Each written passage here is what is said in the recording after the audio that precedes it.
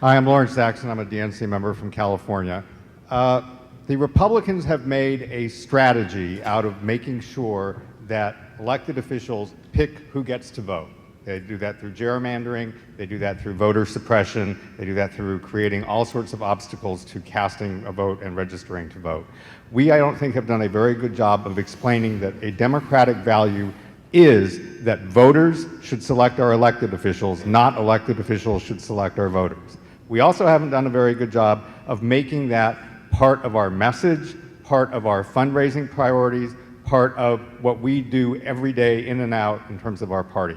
So I'm going to ask each of you, first of all, do you agree that this needs to be one of our articulated values? And second of all, how would you help effectuate that? Thank you. Oh, great. Multi-part questions. So try to keep it as brief as you possibly can. We have, as you may have noticed, a lot of candidates up here in a limited amount of time. Michael Blake, let's start it off.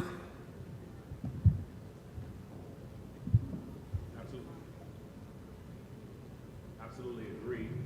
There we go. Absolutely agree that there needs to be a dedicated focus on this, and they have been masterful at this. That's the core part of our agenda for Build Our Bench. We have to have this dedicated focus in making sure we're addressing this. Number one, 218 counties in this country voted for President Obama twice and voted for Donald Trump this time around. Why did that happen? Because of the lines that were changed and how much more difficult it was made in so many states. You look at Wisconsin as a perfect example. A state where you lose by 10,000 votes, but close to 313,000 people were not able to participate because of voter ID laws in that manner. So we have to be focused on this. The 9 executive officers that you elect for the DNC will be your leadership, not just for this year and for the midterms, but the leadership for the census in 2020 and the redistricting that's happening. And so our very specific value proposition that we give to each of you as a sitting state assembly member who is constantly thinking about those lines and how to make it easier and fair to push back on that, that would be a priority of mine. Everything I think about is what the impact is on a local level. I represent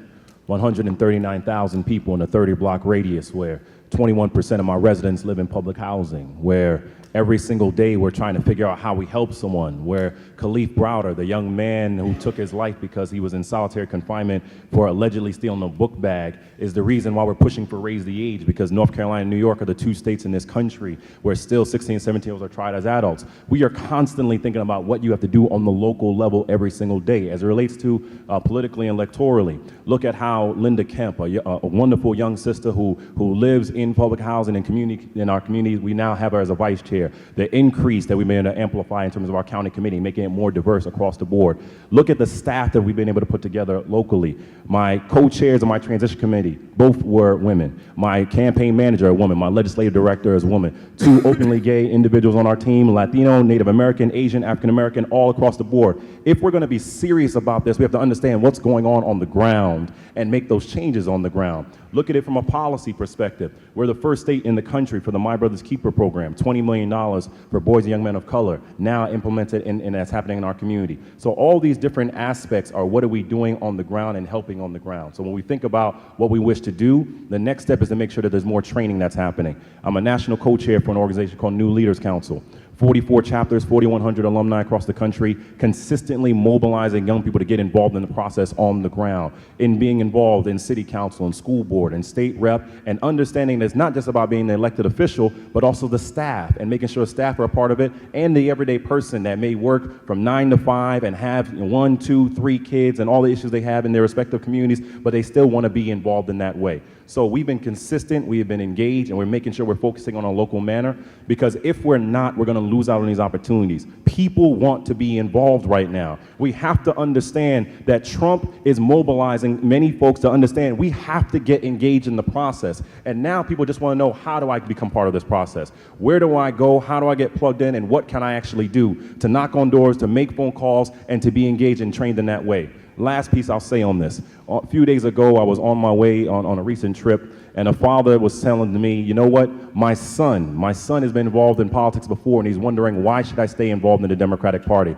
We are the party that has stood up on all the respective issues as it relates to progressive values, and we make sure we have to communicate that. To make sure someone understands the local dynamics, communicate to them. The same way we're talking about Black Lives Matter, we need to have the same energy when it comes to the Dakota Access Pipeline. The same way we have the energy as it relates to Flint water, we need to have that energy for water across our communities. We have to understand that people are engaged and they get plugged in, and we educate and empower them, whether it be through executive committee, county committee, or local infrastructures. The Democratic Party, county, state, and national is the way they can get involved and mobilize from there. All right, thank you, sir.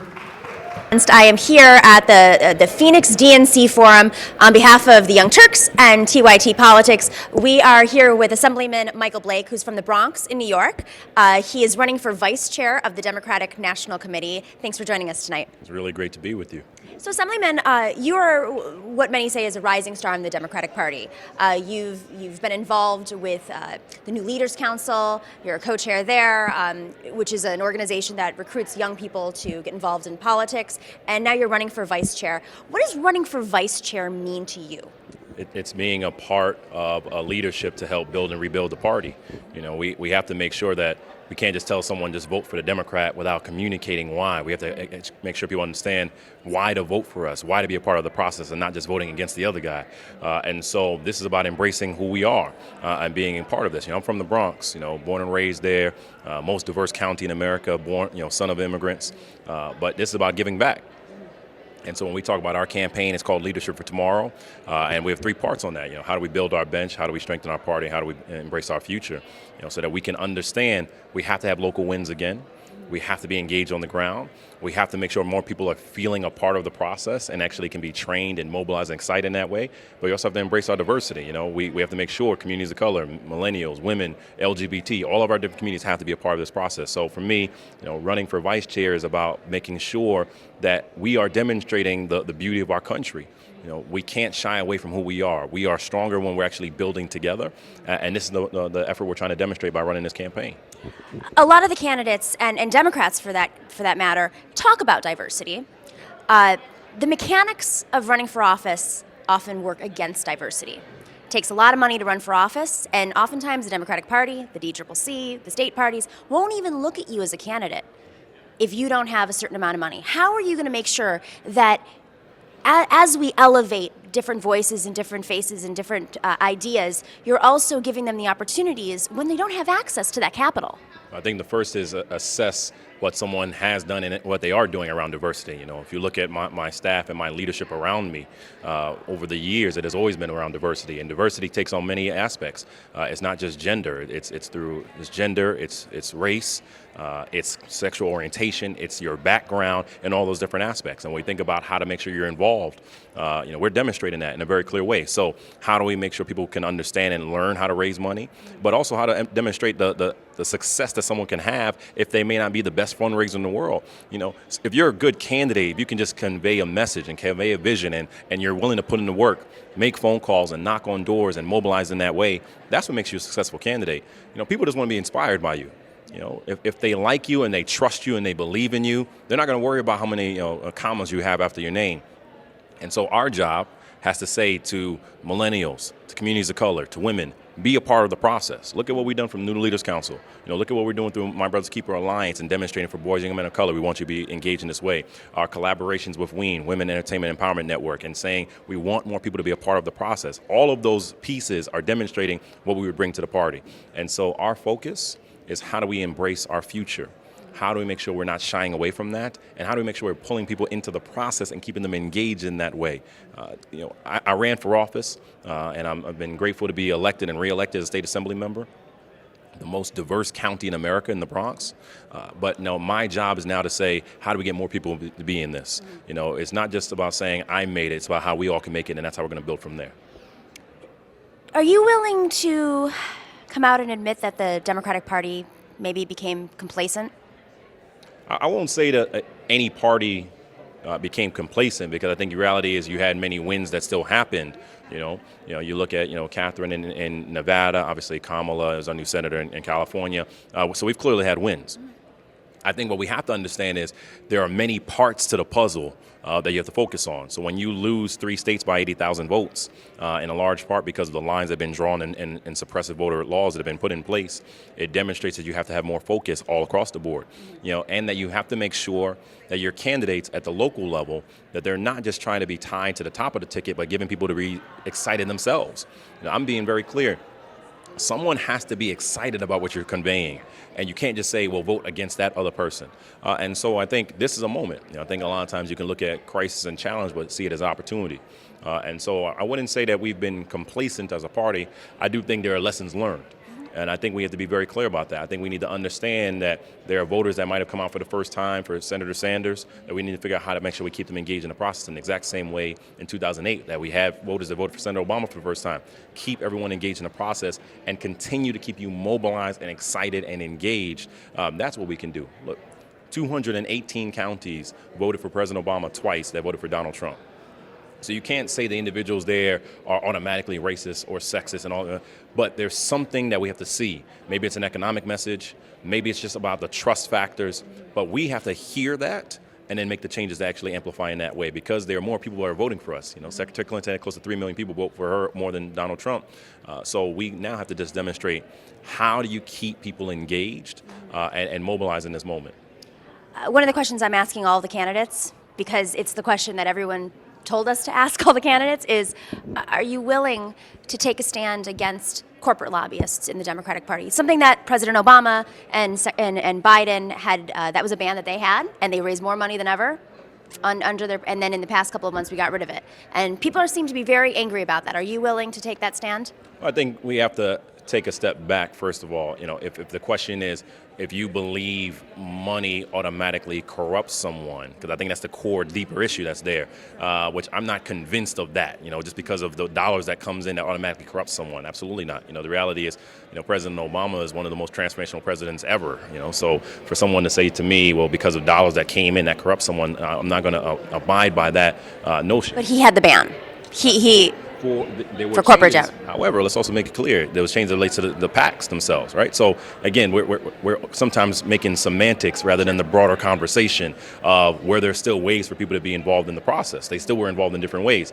Secondly, we're almost automatically treating someone negatively because of the profession that they're in. That doesn't mean someone has done something wrong. That's just the profession they're in. Should they be able, I understand that. I'm going to push back a little bit on this, because I think it's not so much the question of, are lobbyists bad? It's the influence, the conflicts of interest in a court of law, in any other, you're an assemblyman, you have to disclose things like this because of conflicts of interest. You disclose any donation. Again, the argument is automatically insinuating that a particular person is bad, because the reality is... Well, the founders warned against this. Well, the founders warned against a lot of things. A lot of things we could have learned about Jim Crow, slavery, suffrage, that we can talk about. So the reality is we can make decisions based upon partial facts itself.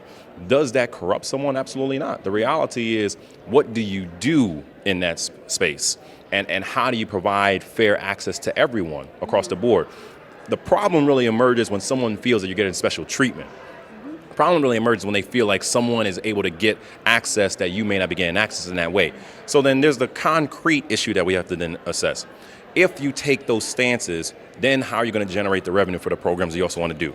And so I think there has to be that balance of that understanding before we're very clear on these pieces. When we're talking about the increase in state, partnership program funding in the states, when we're talking about surrogate program, with all these different efforts, all these resources, all these programs take resources.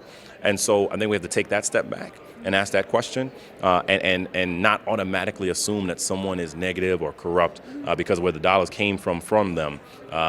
It's about understanding the core of that person and being focused there. How do you feel about the open budget process that was discussed during the chair forum? This came up as an idea, participatory budgeting, opening up the budget process, because even vice chairs don't even know where the money's being spent. I think anytime you can have a more transparent budget process is always a good thing. And making sure that the leadership is a part of that as well. When we think about these different efforts, it allows us to build a better program. I think in many ways we need to take the first step of, what program does that state need? What are they looking to implement? and then making sure, okay, can we make sure they have the resources to actually implement that kind of program in that way? So I definitely think there should be much more transparency and making sure equally that DNC members are part of the process wherever possible, not just the executive leadership, which I think should be the case, but all across the board. It makes everything better, and it gives greater accountability to everyone. You know, when you understand what's happening, you feel more invested, and you feel more prepared and more ready to actually be able to push back against all that's happening for you. Final question. DNC members are the ones who are voting. A lot of these DNC members have been there for a long time. Some of them are newer. But the reality is it's a process where people stay there for a long time. Would you be in favor of quotas or term limits or both? No, because I think you automatically can lose institutional memory. I think you can automatically create a scenario where someone determines that they have satisfied their element of diversity by achieving certain thresholds. You know, at the end of the day, what we need to do is get more people a part of the process and have them be elected to DNC office, have them be selected as at-larges, have them be a part of the chair and the vice chair. That's what we have to do, you know, and make sure, and that's why we're running. You know, we're running because we want to be a part of the change. We want to be a part of this movement to say, how do you get people involved and get engaged?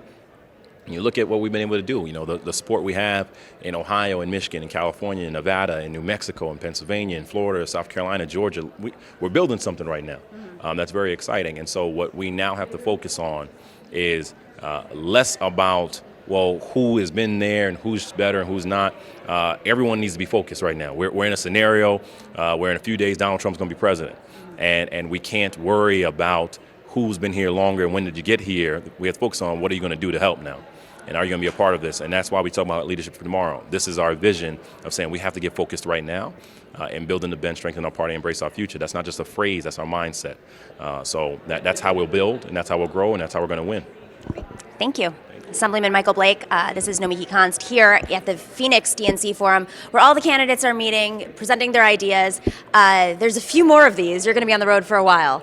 Three more forums, and then the election in Atlanta, February 23rd to 26th. Which we'll be covering. All right, thanks, guys. TYT Politics and the Young Turks. I'm Nomiki Konst, out.